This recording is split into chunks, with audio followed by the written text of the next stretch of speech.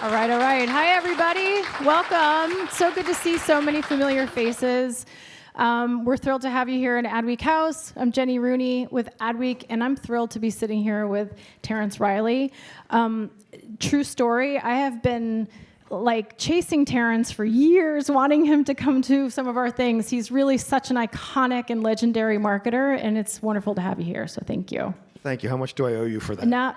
We'll talk about it later. But no, listen, truly, Terence has just done what I think is magic. He's brought such magic to brands. Anybody heard of something called Stanley Cup? Yeah. Maybe some Crocs. You've heard of this thing called Stanley? There's just a little good to know. Cup brand called Stanley, the other Stanley Cup. And the Crocs, obviously, that he's featuring right now, and Hey Dude. And honestly, what I think is going to be really exciting is to hear you all learn a little bit more about Terence and his journey that got him to this place, because it's pretty extraordinary when you peel back the layers. But Terence, I want to start by asking you, tell me about your walk along the beach this morning. Yeah, so I'm a really, really lucky guy. There was once upon a time I sat where you were sitting, and it's a long time ago now, because I'm an old man. But I was wondering, how would I ever get on a stage like that? How would people come and listen to me talk about anything? And I aspired to do that.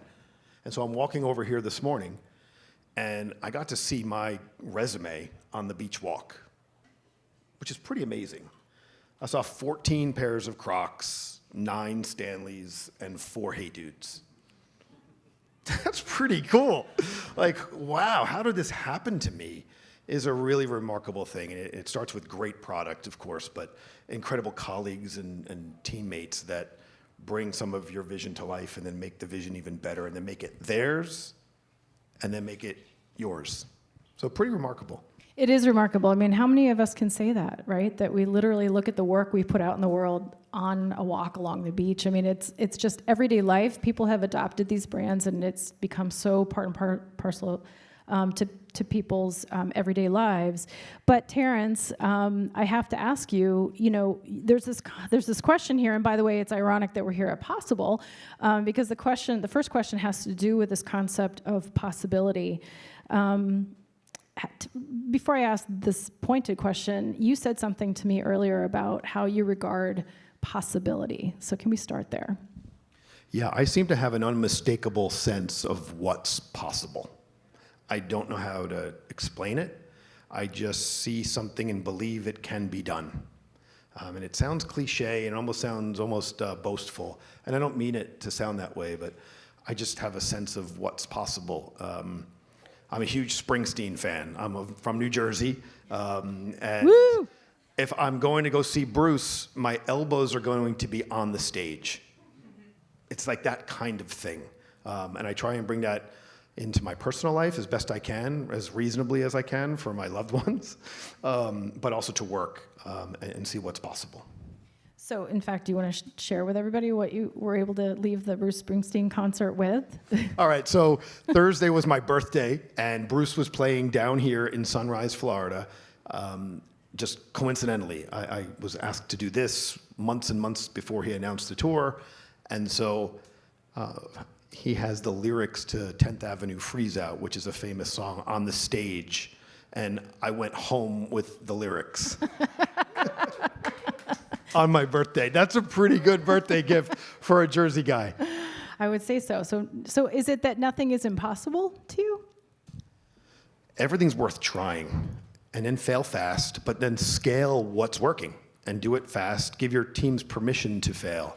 I think the same thing that was given to me in my formative years of my career, I was given the gift of trust and time by the people that hired me. And I like to think I give the same gift that I received to my colleagues, the gift of trust and time. You'll figure it out. You'll get it done. I trust you to do it. Take as much time as you need reasonably, and if you can't, call the ball. And if it's working, do more of it. Scale it, because that's what the job is. So trust and time is important.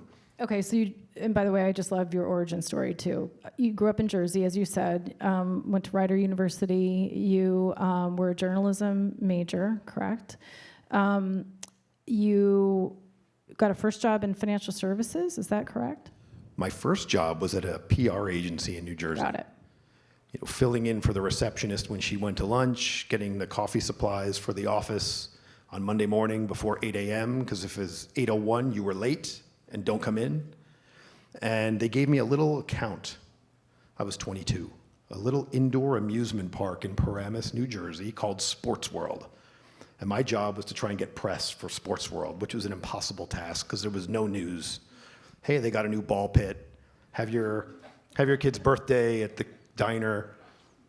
Nothing. And then one Wednesday evening, just as I'm ready to go home, my big giant desk phone rang. And nobody was calling me at 5:05. And I picked up, and it was Alan Meckless, the owner of Sports World. And he said, "Terence, get down here right away." Somebody get hurt? Somebody suffocate in the ball pit? Did somebody fall off the roller coaster? And he said, "No, get down here right away because Michael Jackson is here." Yeah, that Michael Jackson. His story, it got weirder over time that he shut down a kid's amusement park. But he was there, and he rented the place for the night. Now, I have to confess, Jenny, if I had had an iPhone at the time, which they did not exist, I told you I'm old, I would have succumbed to viral narcissism and headed down to Sports World with my iPhone to try and get a photo with the king of pop.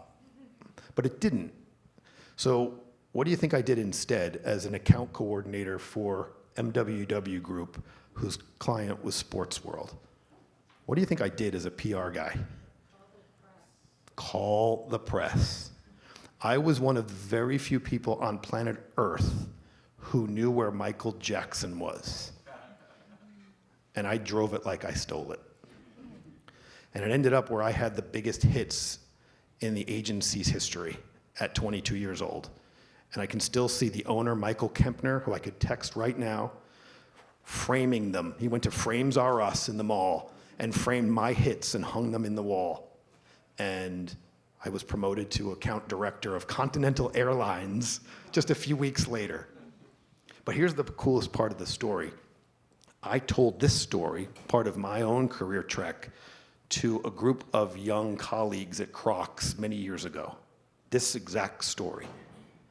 And after my session, one of my young colleagues who had just graduated our intern program and got a full-time gig, she sheepishly knocked on my door of my office and said, "Terence, you got a minute?"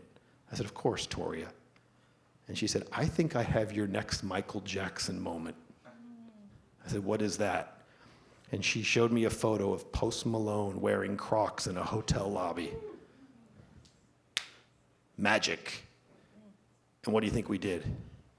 We called Universal Records, Kerry Macker, if you know Kerry Macker, and we made a deal. And I walked into the board meeting and the CEO's office and said, "This guy, Post Malone, is our man." And if you know boards, Post Malone in 2017 was a scary guy.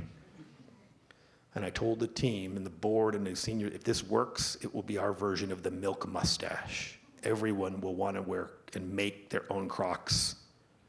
And I was right.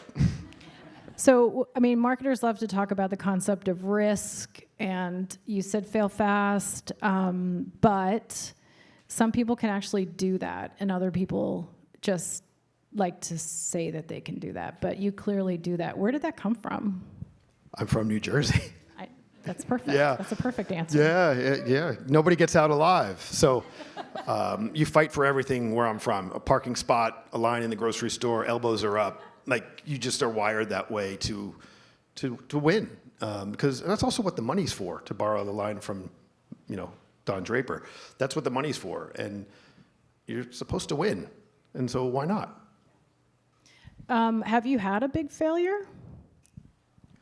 Oh, God. I've had more wins than failures, thank goodness. Yeah. Some spectacular failures. Some are still on The internet. Like, yeah. All right, so I'll tell you this one. Well, I signed a major act, and I thought this act for Crocs was going to be a huge star. I thought their shoes were going to be an enormous hit. I thought the property, the film or TV show that they were going to do was going to be a huge hit, and I was 0 for 4. Just nobody cared.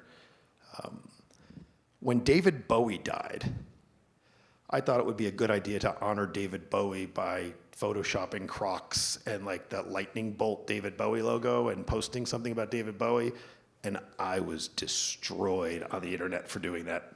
And it's still on there. You can probably look it up now, but put your phones down. Please pay attention.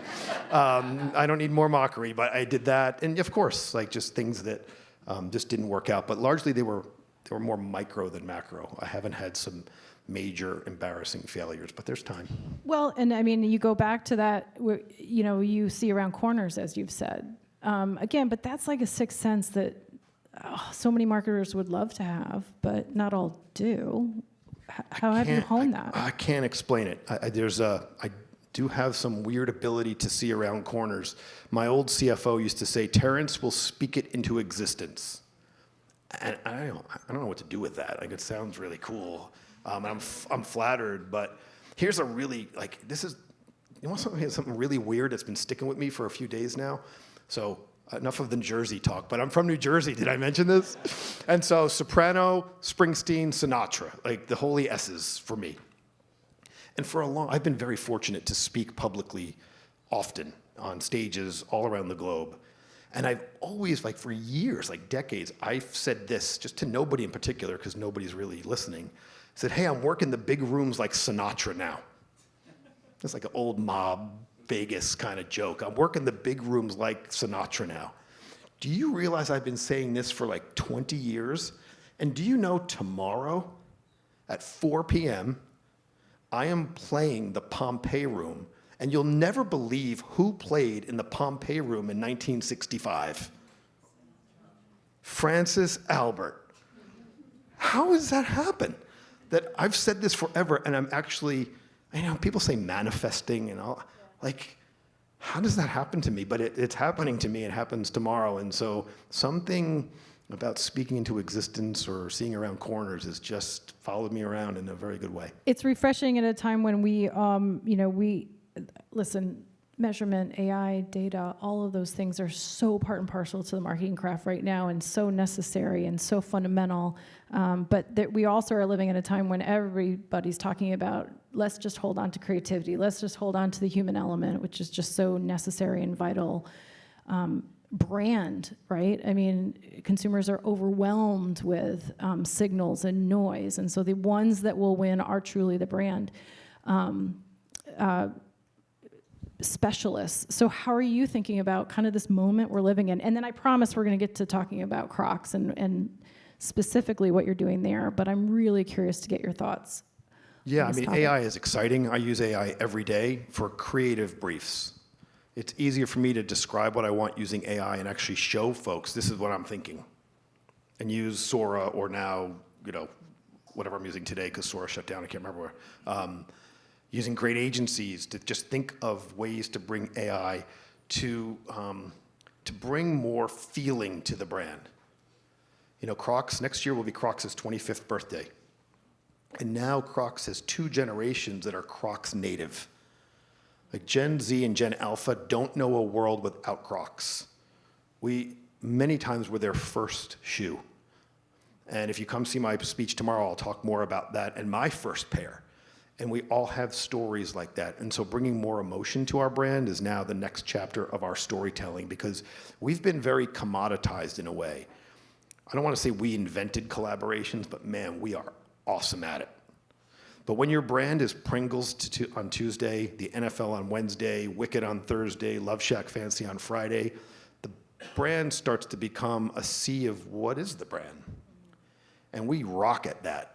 But now there's more storytelling that we're introducing to our brand about us, but more importantly than us, you, our consumer, and taking real life inspiration for so many fans and employees who we're now using their stories to tell our story and your story.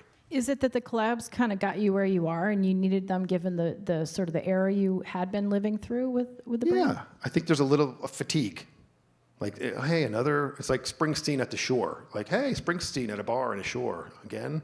It's like, hey, another collab from Crocs. And so we have to just be careful with that and make them all more special, which we did with critical and commercial acclaim just a few weeks ago with Lego. We created Lego Crocs that we just didn't make enough of them. The world wants them, and your finger will hurt from scrolling the amount of incredible free press we got about the Lego classics. But this concept that you're talking about of after years of writing cultural tailwinds, how do you sort of recapture your own narrative? That's a lot more nuanced, arguably, and it's a little bit harder to do. So can you share some additional examples of like literally how you're doing that right now? Sure. Thank you for asking. We launched our first brand anthem this year, which is just a beautiful piece of work that it really invites the world to let their human out. It's two mannequins that come to life because a store associate put Crocs on the mannequins. And so, it'll make you cry. It makes me cry every time I watch it. There's a specific moment that gets me right here. One of our associates, Devin, she lives in an apartment complex in Denver. We're based in Colorado. And on her floor, there was a pair of Crocs outside of another stranger's door every night. And she just decided to be the gibbets fairy. Gibbets, as you know, are the charms that go in one of the 26 holes. She would put gibbets in this stranger's Crocs. And when she told us that idea, as it already has in your minds as marketers, that's cinematic. And so it's already an award-winning reel shorts for us that now people have begged for a sequel where do they fall in love over gibbets? And so Charmed to Meet You is now nominated for a shorty that didn't exist in November and is already now out there, and a sequel may or may not be in the works. So it's those kind of things. Yeah. Yeah. Or early? Of course. And then, of course, TikTok Shop. So as I said earlier, we were just named, I was out in Los Angeles last week to take the team to In-N-Out Burger. Because when do you go to In-N-Out Burger in Los Angeles? After you win an Oscar. So we got a little bit Michael B. Jordan in us, and we got our TikTok Seller of the Year award, and I took the team out to In-N-Out Burger to celebrate. But it's an example of whether it's reel shorts or TikTok Shop and live streaming. Like Crocs, we've always been innovative. Our product is innovative, and we continue to push the boundaries and test and succeed where we're bringing home awards as well as hearts and wallets. Yeah. I mean, how far the brand has come, because you have, I think, your own version of all press is good press. All reaction is good, even when it's negative. And even in the early days, I mean, Crocs were called ugly, but you actually leaned into that. Talk about that philosophy and how Absolutely. that continues to inform what you do. So I bought my first pair of Crocs in 2005 at a kiosk in the lower level of the Garden State Plaza in Paramus. You're catching on. So I wore Crocs before I was paid to wear Crocs. But years later, I became the CMO. And when I became the CMO, there was a meme on the internet that I printed and hung in my office. It was the only thing that hung in my office. It was literally thumbtacked to the wall. And the meme was a photo of Crocs, and it said, "Those holes are where your dignity leaks out." Laugh if you want, but that's not fun to read when you're the CMO of that brand. So, maybe check yourself. But as Reggie Jackson, the famous Hall of Fame baseball player, said, they don't boo nobodies. If you're memed, what does that mean? They don't pick on, right? They pick on, so pick on us. Lean into ugly. Lean into your dignity leaks out. So I knew we didn't have an awareness problem because we're memed. We had a relevance opportunity. And that's what we flipped thanks to an amazing team and Toria Roth knocking on my door and say, "Terence, I think I have your next Michael Jackson moment." Love it. So where are you now, with the Crocs brand, and how are you making sure that you're maintaining, frankly, what's become its icon status versus just having a series of moments. Sure. So we're going from, like our consumer, Gen Alpha, Gen Z, we're going from belonging to becoming. We're maturing along with her. We're her first shoe. She just doesn't want to wear the classic all the time. She might have moved beyond volleyball practice now. You know, she's now a young adult, and we had to grow with her. And so the storytelling for the brand is becoming even more paramount. As I said earlier, it's not just a sea of collaborations to maybe get your attention with this one, Love Shack Fancy, and yours with the NFL, and yours with Pringles. We might get that, and we're always going to do that with excellence, but now it's a broader brand story because we are around the globe. You can't walk anywhere, and I've been fortunate. As I've said before, the airport test is no different than the beach walk test. I look around to see what are people wearing, like you might, and I see Crocs on every corner of the planet, and I've been to every corner of the planet. I just wanted to point out as well that you actually are an example of a marketer who came back to the brand, yes, after moving to the president role at Stanley. I think you have a really interesting take on titles. And again, I think everybody in this industry gets sort of, you know, caught up in, titles and specificity of role, and you've taken an arguably unlikely path, albeit that president at most companies often means president of brand, right? You're overseeing the whole brand strategy as you did at Stanley, of course. Any thoughts, perspective, and philosophy with regard to sort of a career path that marketers should think about or not think about when they map Yeah, it's not linear. forward? It's not linear. The graph doesn't go this way. It goes this way. And embrace that. You know, I was a young guy, reasonably young, 32 years old, a young family. I was the vice president of marketing for Prudential in New Jersey, which is a major employer. Series 7, Series 63 to market financial products. I was like, I hate this. No offense to anyone in financial services. It just wasn't for me. And I got a call that a company was moving from Dallas, Texas to Mahwah, New Jersey, and nobody wanted to move to Mahwah, New Jersey. I can't even imagine why. And I took a job as a director of marketing for Foot Action. So a VP of marketing for Prudential to a director of marketing for Foot Action, the now defunct sneaker store that many of you might have grown up on. And ready for this one? Within 3 weeks, I was on stage with Destiny's Child. That is a true story. I have a photo with Beyonce's arm around me. That is an absolute true story. How great is that? Like, It's so great. I was marketing long-term care insurance, and now I am like on stage with my boo. Yeah. Oh my gosh, I love that. By the way, my first job was writing about long-term care insurance. I'm sorry. And nursing homes. We have come so fact. far, you and I. This is a little more fun, but everybody should buy long-term care insurance if you haven't already. No, seriously. So best advice you would give other marketers, especially as they're thinking about breaking into culture in this way, you know, and what was a mentor that sort of guided your way and informed your philosophy on marketing? Take risk, fail fast, and scale it. Will Smith, not the Fresh Prince, but Will Smith is the most important man, other than my father, in my career for sure, Will Smith. He hired me at Foot Action, and then when Foot Action went belly up, he moved to St. Louis to become the SVP of marketing for Famous Footwear, and he called me up and said, Riles, you got to come out here. I said, I'm not moving to St. Louis, God bless you. I said, I'm not moving to St. Louis, and 5 years in St. Louis later, he used to say, drive it like you stole it. So drive it like you stole it. Somebody gave you the keys. What are you doing with them? Like, who cares if you fail? Like, this is not heart surgery. It's marketing. You should be having a blast. You should fail fast, scale it, and drive it like you stole it. And that's usually what works. And when you're passionate around it, do it. No different than my car fire video that you've probably heard about or seen at Stanley. She posted on Wednesday that her car caught on fire and that her Stanley still had ice in it. And I saw it on a Wednesday. I was watching sports and I was scrolling. I was like, pfft. Texted the team or Teams the team, whatever I was doing in 2023. Have you seen this? And they were like, yeah.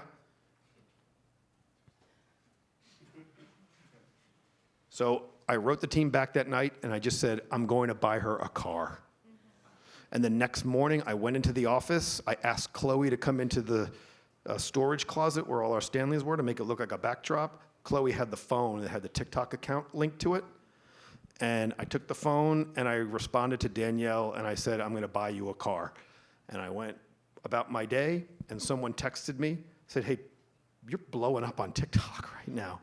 And 100 million views later, we added $50 million to our Q4 forecast from that video and made the brand famous around the world where everyone on planet Earth knows that's a Stanley by name. And so when I can say that I helped create a proprietary eponym, Q-tip, Xerox, Kleenex, Stanley, that is better than the beach walk. That's better than the money. That's better than any article that's ever been written about me except the ones in AdWeek. That I can say that, and so can my team. Because when I joined Stanley, I was like, we work for Stanley. But now, what? You work for Stanley? It's like saying you work for Disney. Same thing happened with Crocs. That's the best part of this, is taking people with you. And I can say no more on that note. That was really fabulous. Terence, thank you so much. We cannot wait to watch where Crocs goes from here. If you want to watch innovation, watch Crocs. So Thanks for spending your afternoon with me.